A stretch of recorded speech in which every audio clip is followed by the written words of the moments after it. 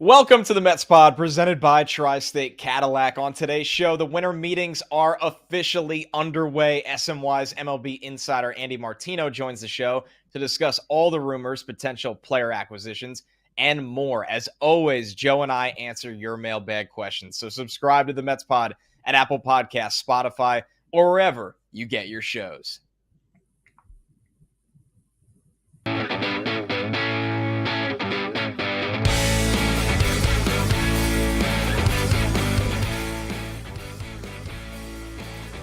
What's up, everybody? Welcome to the Mets Pod, presented by Tri-State Cadillac. Elevate your style in a Cadillac. Go from bold to bolder in an SUV, from inspiring to awe-inspiring in a sedan. Visit your Tri-State Cadillac dealer today. And here's your reminder to subscribe to the show at Apple Podcasts, Spotify. You can watch every episode on SNY's YouTube channel or wherever you get your podcasts. I'm your host, Connor Rogers, joined as always by my co-host, Joe DeMayo, and of course, a very special hello to our guest, SNY's MLB insider, Andy Martino, from the winter meetings in Nashville.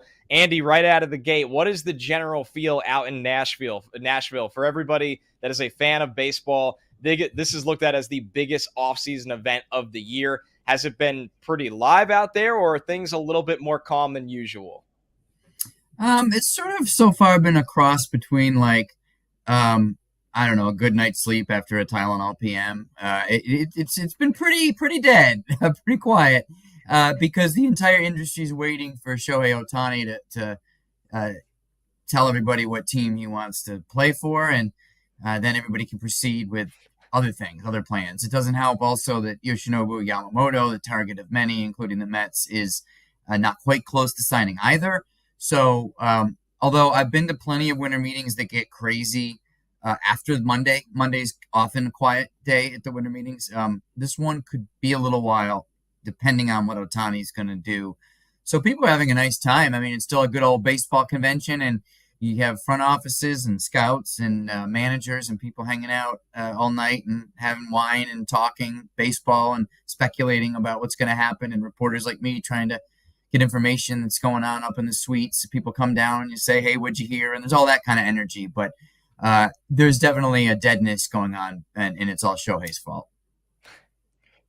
How active do you expect the next couple of days to be? I know you said today is like Tylenol PM, everyone's just relaxing. How active do you expect the next couple of days to be across the sport, and then obviously for the Mets specifically? There's actually a decent chance that this is just like Dullsville the whole time, and it all is on that. Seems to be on that one factor of Ohtani. I mean, there's other things happening. For example, Eduardo Rodriguez is here meeting with teams. He's a desirable free agent. There is the potential for Juan Soto talks. Obviously not a Mets story, but an industry story to reignite. So there are things that could happen in the next day or two, Joe. But really, there's so many teams whose plans, so many big spending teams whose plans depend on whether they get Ohtani or not, that really does stop it up a bit.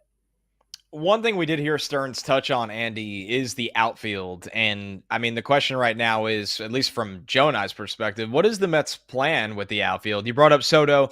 We know that at least for this year, that doesn't seem to be in the cards. Maybe it's something we revisit if he makes it to free agency next year. But are they looking for a depth piece? I know you've mentioned Michael Taylor before. Or do you think there's a chance they look for something a little bit more? They're looking for defense. One thing I'm learning about David Stearns, as I'm getting to know him, covering him now, is that maybe more so than your stereotypical analytics guy, and I understand that that's a very reductive term, but he is very into defense and athleticism. There are years when the Brewers had some of the better defensive teams in the league. So when you talk about a Michael A. Taylor, it's just about they want, now that they're not going to go out and look for a DH2 potentially later, or an outfield/DH, but they want guys who can catch the ball, and in particular, that's important this year because there simply isn't enough available pitching for what the Mets need. They need so many pitchers, and they're not going to get more than a few. So how else do you do run prevention? Defense, right? So you're going to help your less than ideal pitchers by catching the ball. I think that's one of the ways they're attacking that problem. So when you talk about outfield, I think we should definitely look at rangy, athletic guys. To get real deep in the weeds on the answer a little bit, I understand that Stearns values range more than he values arm in an outfielder. Okay, well, Michael A. Taylor happens to do both. So in a sense, he fits that mold. You mentioned the designated hitter position. So if the Mets are going to hypothetically go in a defensive route for an outfielder, I think they probably need some offense at the DH position, which is something they obviously have overlooked a little bit since the designated hitter came into the National League. Do you think that's on their list of things to do? Or do you think a young option like Mark Vientos will get an actual run potentially at the DH position? Well, I think first and foremost, they're going to talk to free agents like Daniel Vogelbach, Darren Ruff. No, I'm just kidding. They're going to try to Give our solve that entire position. audio listening a heart attack. Right. Some fan favorites there that I just named. I could see guys like a JD Martinez fitting in, or Rhys Hoskins was someone whose name was floating around a little. I'm not reporting and he's talking to the Mets or anything, but guys that have some power, I could see the Mets looking at that for sure.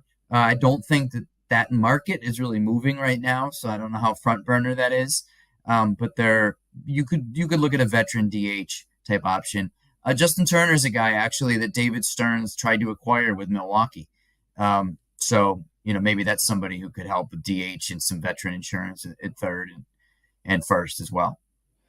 Andy, we know you've mentioned on Twitter before how, the Mets focus is going to be on free agent pitching, including starters and relievers, right? We know this bullpen's a little thin right now. Yes, they got Severino, but still have a couple spots in the rotation as well. One, is there any names on the market right now that are potential targets? And are they not as active in the trade market? Is that a general feel, or is there some thought to that too? They just spent all this money at the deadline to restock the farm system. It would be kind of wild to just ship it out right away. Yes, absolutely. To your trade point, that's what they're thinking. It's pretty obvious. Why would you do all that at the trade deadline? And also, like, if you look at where they are as a franchise, they're trying to say be a wild card team and maybe surprise people this coming year and all that kind of stuff. But they're not. They're just starting. This whole group is just starting. No one's on a hot seat. No one's going to be on a hot seat if they don't play well in April, May, and June. So they're not looking to make win now trades. In fact, Stearns told Steve Gelbs on our Hot Stove show very explicitly earlier that he's not going to trade players of multiple years of control for a 1-year rental. So he just ruled out Tyler Glasnow, for example. Not that I'm surprised to hear that, but he's being really explicit about not getting anyone's hopes up about those kinds of transactions for exactly why you suggest, Connor. It's because they're in prospect acquisition and hoarding mode, not prospect trading mode right now. So that pretty much eliminates a lot of trade opportunities. It's why they're not in on Soto as well. In terms of specific names for relievers, to be honest with you, when you look at like 1-year deal starting pitchers, when you look at relievers, as a reporter, I don't really look at it as like, I got to find out if it's John Smith or Bob Johnson. It's just like, there's a bunch of guys. They're going to meet with the agents. And one of those guys' agents is going to leave the room with a 1-year deal. Like last year, there was a day at the winter meetings when they had offers out to Jameson Taillon, Jose Quintana, Taijuan Walker. There was no like rank the Mets priorities. There was like, who's going to take the offer? And it was Quintana. So that's why I don't get too into like, who's it going to be? It'll be someone. And there's a pile of guys of similar quality. I thought it was interesting you pointed out the conversation he had with Steve Gelbs, how he pointed out that they would trade for somebody with multiple years of control. And I think of the Brooks Raley trade from last offseason. I think that could be something maybe you look at. Brooks Raley had 2 years of control, I believe, and they were able to trade a prospect that was a little further down their list, and that's something that they could pull off. But last one we have for you, Andy, Yoshinobu Yamamoto. We certainly can't let you leave the show without talking about him. How aggressive do you expect the Mets to be on Yamamoto? And is this being looked at as an opportunity where Steve Cohen will flex that financial muscle to really bring in that 25-year-old ace that, regardless of the 2024 window, whatever, the transition year, whatever you want to call it, this is a guy that could be here for the long term? Yes, they want this player so badly, guys. I don't remember the last time the Mets were this on a free agent, honestly. They really want the player. Unfortunately for them, so do a lot of teams. And I've had reporting that he is potentially going in more interested in some other teams. That's not to say the Mets can't get him, but they have a little bit more like work to do to sell themselves. they haven't accomplished anything lately. They had a 101 win season, and then that goodwill dissipated. They're not a storied franchise like the Yankees, Dodgers, or Red Sox. They don't have that global prestige. They haven't earned it yet. Steve Cohen hopes to build the Mets into the type of brand that they haven't been before, but it has not happened yet, and the Mets know that. So that's something where they're working from behind a bit, but certainly financially they'll be there. I don't know that they'll just go say, oh, we'll be the high bidders. Cohen's not that dumb of a negotiator, obviously, to become the business person that he is. Everyone thought they'd be the high bidder on Craig Counsell. They were the low bidder on Craig Counsell. The Mets are actually pretty aware of not being used to drive up prices like that or to help someone else's market or help someone else. So we'll see how that goes. If they get a feel like they really have a shot, they'll be really aggressive. But they're not just going to bid him up just so he can go to the Dodgers for a little bit more. I don't see that as being in their playbook. And they don't know yet if he wants to come, nor do I. The Yankees don't know if they're going to get him. The Dodgers don't know if they're going to get him, and that's where things stand. Follow him, of course, at Martino NYC for all the latest from Nashville. And check out Mets Hot Stove live from the Winter Meetings tomorrow at 6:30 p.m. Eastern on SNY. Andy, we always appreciate not only the info, but also the time. Enjoy yourself a little bit down there. You don't have to work too hard, and we'll talk to you soon. My pleasure, guys. Thanks for having me. See you, Andy. All right, Joe. So there it was. I mean, I think I'll start right at where the interview ended, right? I think that the most in the Mets have been on a free agent in quite some time in Yamamoto. I think that's something that a lot of Mets fans want to hear right now. And we know that they have a lot of competition. There's no denying that. Nobody really knows what Yamamoto and his camp are thinking right now. But we also know, Joe, this is a 25-year-old that's looking to have some life-changing money. And we know that's something Steve Cohen can provide.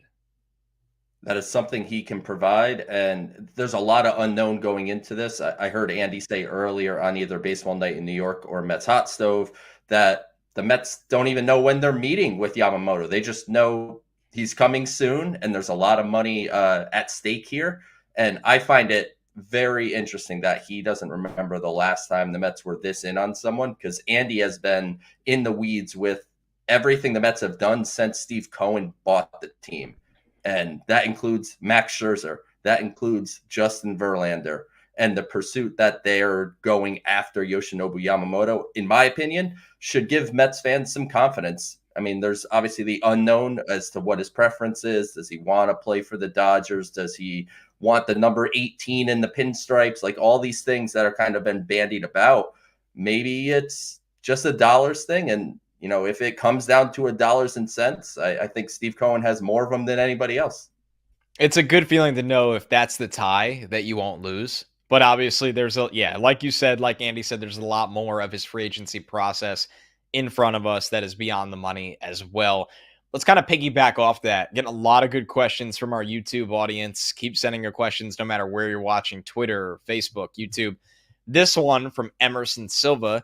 What's the pivot if Yamamoto signs elsewhere? Now, Joe, an idea you and I have had for a long time, and the price has gone up a lot since we've actually come up with this idea, is Jordan Montgomery. And I'm of the mold that just because you don't get Yamamoto, you don't just mail in this offseason. I'm a big fan of Montgomery. I don't know where his market is going to go. I know he's going to get $100 million at the minimum. But this is a dude that at 30 years old has pitched in New York. He's gotten a lot better in recent years as well, and feels like a guy that if he was added to the Mets rotation, I personally would be really excited about him and Senga at the top of it. Well, I sometimes can be consistently inconsistent because I was very in on Jordan Montgomery a few days ago. The more I think about it, where the Mets are currently, is it the most well-advised decision if they miss out on Yamamoto to go to a 31-year-old Jordan Montgomery and say, here's 4 years, here's 5 years. And you're really paying for, going towards his mid-30s and the long-term deal while they're really trying to fix their financial picture in the sense of they don't want to keep paying this luxury tax penalty going forward. And when you see what a Sonny Gray signed for at $25 million a year, granted a little lower term, Jordan Montgomery has to be kind of right in that neighborhood. So I almost wonder if the pivot, if they do not sign Yamamoto, and this is not going to be music to Mets fans' ears, I wonder if it's a bunch of 1 or 2 year deal commitments to starters and just try to go at this pitching thing in bulk. And then next offseason, all the rental pitchers that the Mets don't want to trade for, the Corbin Burns, the Tyler Glasnow, the Shane Biebers, everyone on the market right now that is a rental they don't want to trade for, those guys are free agents and you could get them with money. So I almost wonder if they miss out on Yamamoto, do they just pivot completely away from long-term pitching deals and just try to find value in the short-term market and keep that financial flexibility into 25 and beyond? I don't think it's crazy, and I think it's a really fair reasoning, but I'll throw this back at you, Joe, and I genuinely want your opinion. It's not even, saying, like, what about this? A sinker ball guy like Montgomery that can mix up the curveball and changeup and seems to really be getting better with age. I think he's the 30, 31-year-old that I would bet on if I was going to go that route. Now, if you're saying, and not you, could also be the Mets, saying, we're just not going down that road. We're aligning our windows. Yamamoto's 25. That means in 2 years, when we think we're right, he's going to be in line with all the young players that we have on this roster. Why Montgomery could age poorly. But I think his pitching style is one that you feel a little bit better about betting on in his early 30s than a guy that is just a hurler back there. Yeah, no, I definitely agree with that. It's obviously it's not a guy that's thrown 98-mile-an-hour four-seamers up in the zone that you just have to hope he doesn't lose velocity.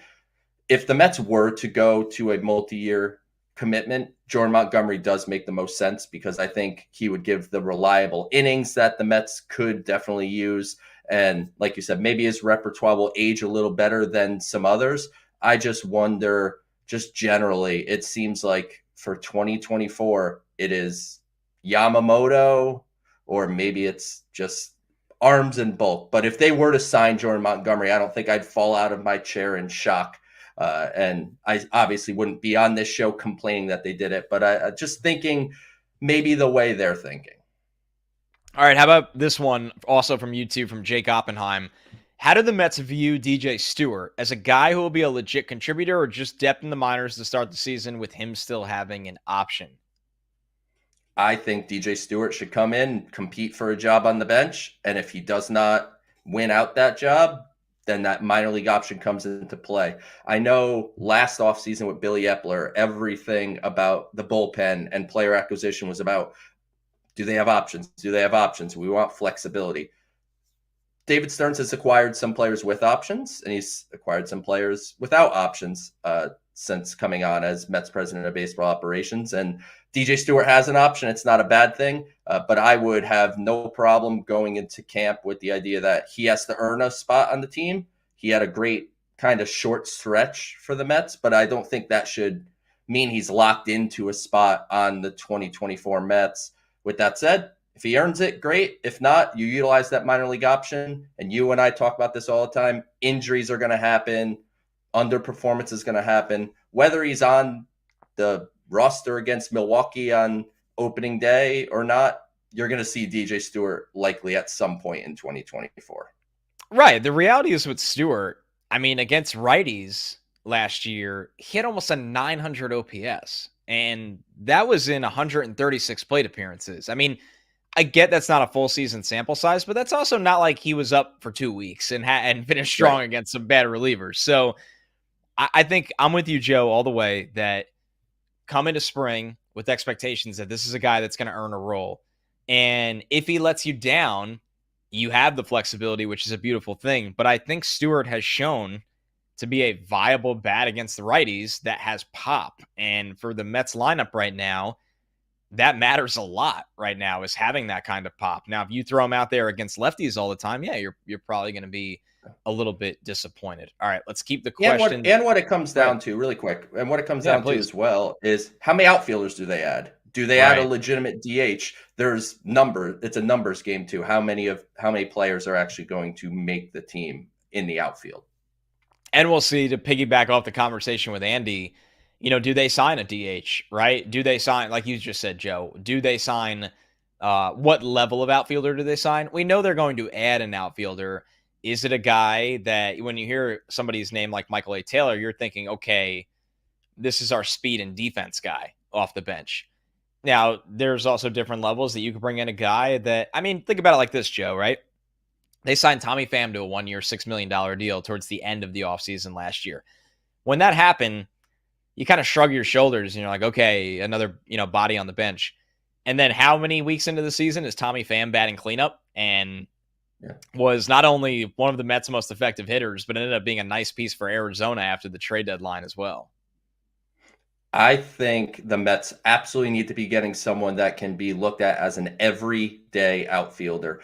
Right now, they don't have a left fielder. Their left fielder is DJ Stewart. David Stearns said Jeff McNeil's focus is going to be at second base. So when you say that, that means left field has an opening. Jung Hoo Lee is a name that's coming up a little bit. And we could talk about him a little bit here. I think he's interesting in the sense that, again, 25 years old, another player that can fit kind of regardless where a team's window is. He has elite bat the ball skills, elite plate discipline. This is a guy that had, numbers are higher up in the KBO, but he has never hit below, I believe, 317 in a season there. He strikes out less than 6% of the time. Home run power is not a huge part of his game. He hit 23 in 2022, but otherwise he hasn't been much of a home run guy. It's a lot of doubles. He's considered to be an above average athlete. Some people believe he could handle center field, but he could be potentially plus in left field. He's won 5 Gold Gloves in Korea. So this is another option of it's a longer term commitment, and there's the risk of the transition from the KBO to Major League Baseball. But if you have somebody like Jung Hoo Lee, you add another guy that even if you slash 60 points off his average from Korea, he's hitting 280. So I think he's somebody to keep an eye on, and supposedly that's somebody the Mets have some interest in. Yeah, that would be a really interesting addition, just for the on-base factor, the defense factor, for sure. All right, let's try to get a couple more questions in here because we're getting a lot of stuff off of YouTube. This one from Nick Mordente. I'd love to know how you all see Vientos, Mauricio, and Baty this year in the respective roles each will play. Joe, this probably ties in pretty well to something we wanted to talk about. David Stearns' presser today. It feels like the Mets are going to go into this year. We don't know for sure. Things change, especially after different acquisitions or lack thereof. But you would think the Mets are going into spring this year that Baty's going to have a shot to be the everyday third baseman. Vientos is going to have a shot to at least be a platooning DH. With Mauricio, what interests me, Joe, is that if they really do keep McNeil at second, what is the plan for Ronny? Is Ronny going to be in a competition to play third? Is Ronny going to see more time in the outfield? I guess this is just a good alley-oop to you. What are your expectations for the plan for all three? So David Stearns had said earlier in the offseason that he sees both Brett Baty as Ronny Mauricio as guys that are in the dirt, which means the infield doesn't see them as outfielders. Ronny Mauricio is back in the Dominican Winter League where he kind of reestablished himself last offseason, and the Mets are having him play almost a set only third base there.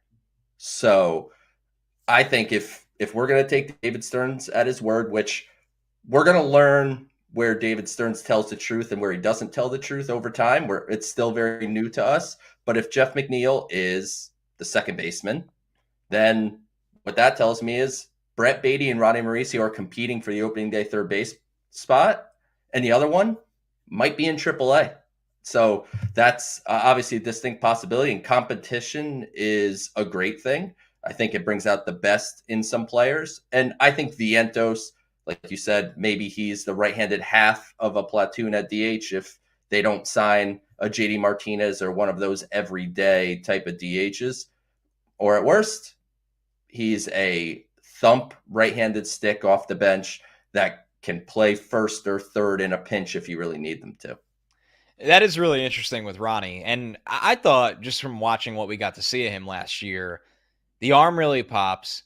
You look at the frame, he looks more like a third baseman than a middle. He doesn't look like a second baseman. No, not at all. He sticks out like a sore thumb. It's almost like when you see, and I know he's shorter than him, but when you watch O'Neal Cruz play in the middle infield, you're like, who is that giant in the middle of the infield? Yeah. And credit to Ronny. Ronny's a good athlete. He moves well at that size, but he just, since he signed to the Mets as a teenager, he has grown exponentially. So I think that makes sense. It's just fascinating for how many years we were told Brett Baty's the future third baseman and Ronny Mauricio is promising. And then it comes down to it. This is a good lesson for prospects, Joe, that it's crazy how quickly you could snap your fingers and two guys could be competing for one spot. And it's the beauty of having some young depth, and it's a weird place for the Mets to be because they've lacked this for a really long time. But it seems like that's the reality of this situation right now. And that's where you want to be, honestly. Yeah. It would be ideal if every prospect worked out and was exactly as I projected. Because I talked about Ronny Mauricio as a third baseman years ago. I've always thought that was kind of a natural fit for him. So that being a competition is probably best for both players, and competition typically is also best for the team because the best person will get the job, and hypothetically that means they should perform a little better. All right, how about this one from Manuel Morales? Mets better get to work. The Braves picked up Jarred Kelenic. All jokes aside here, Joe, what was your thought on this trade? I mean, for me, the Mariners, who are always looking to make trades, is a classic dump salary, especially with Marco Gonzalez. And it shows you where they were at with Jarred Kelenic. The fact that he was the piece they were willing to include in a clear salary dump trade. For the Braves, they take on more money, which they've been pretty honest this offseason in saying they were ready to take on more money. I don't know how effective the players they got in the trade are that are making money, but Kelenic is a guy that has a lot of upside still and would certainly piss us off if it all works out for the Braves. The Mets fan in me says Jarred Kelenic should have gotten traded anywhere else other than Atlanta. I mean, they could play him in left field. They could bat him eighth. They could bat him wherever they want. It doesn't matter in that deep lineup. I think Kelenic is sent to a situation where he has a chance to really succeed, get some pressure taken off of him. But as a player, Jarred Kelenic's problem is swings and misses at way too much of a rate. Strikeout rate north of 30%. He struggles really against breaking pitches, sliders, changeup, curveballs. The whiff rate is over 40%. So this a player that still needs a lot of adjustment, but obviously has talent, and Atlanta has shown the ability to develop some players. What I will say for what Seattle got back, because I've seen a lot of people say Seattle got nothing back. Phillips, the pitcher that they got, Cole Phillips, he was a second-round pick out of a Texas high school. He would have been a first-round pick had he not gotten Tommy John surgery. In high school, he was up to 99, wipeout breaking ball. And obviously a highly talented pitcher that gets to go into a Seattle organization that has shown the propensity to develop pitchers. I mean, we were at the Queens Baseball Convention this weekend talking about we wanted to trade for one of the Mariners pitchers. So they add another young pitcher into their system. But I just like to think Jerry DiPoto is playing fantasy baseball with us all. And this is just a trade to set up another trade to set up another trade. And he just has a lot of fun with it. And hopefully Jarred Kelenic doesn't go and hit 40 home runs for Atlanta. All right, let's get another question in here from YouTube. This is from Noah Eisenberg. Do you feel that had Epler remained as GM that the Mets would have gotten a little more traction with Ohtani than they have so far? Here's my question, Joe. I mean, we've seen no and to be fair, Ohtani's camp has shut down any buzz, but it feels like the Mets are so openly in on Yamamoto, and I can't even sit here and say the Mets have been sniffing around Ohtani.